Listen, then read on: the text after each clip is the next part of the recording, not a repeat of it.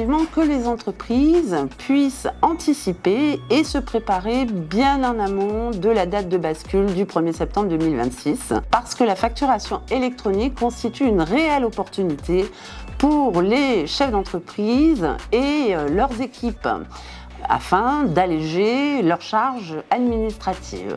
Alors pour cela, il faut établir une feuille de route en 3 temps. Le premier temps, c'est effectivement de recenser tous les outils de gestion de l'entreprise, c'est-à-dire les logiciels dont elle se sert au quotidien, tels que le logiciel de comptabilité, le logiciel de facturation ou le logiciel de caisse, par exemple. Ceci afin de pouvoir, adapter ces outils de gestion le moment venu, quand il faudra effectivement se raccorder à une plateforme de dématérialisation partenaire. Le deuxième temps, c'est de recenser tout le volume de ces opérations, donc les opérations de l'entreprise, pour examiner leur lien avec la TVA, pour déterminer bien évidemment leur nombre, mais également de déterminer les obligations auxquelles elles vont être rattachées dans le cadre de la facturation électronique. Donc il faut bien les cartographier, c'est important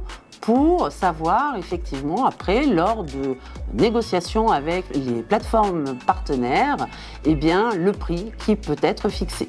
Ensuite, le troisième temps, c'est de bien s'assurer que toutes les données de l'entreprise sont à jour. Et oui, parce que effectivement, il y a des mentions obligatoires à apporter sur les factures. Il faut donc être sûr que vos factures comportent bien toutes ces mentions. Et il faut également que les données relatives aux clients, aux fournisseurs, sont également à jour, parce que vous aurez besoin dans vos opérations de donner le numéro SIRAN et le numéro de TVA intracommunautaire dans le cadre de la facturation électronique pour effectuer vos opérations. Ensuite, une fois que vous avez déterminé ces 3 temps, il faut établir un cahier des charges. Ce cahier des charges va vous permettre d'établir tous les besoins que vous avez et de pouvoir, les présenter à différentes plateformes de dématérialisation partenaires. Vous confronterez du coup leurs réponses et à partir de là, vous pourrez déterminer celle qui répondra le mieux à vos besoins.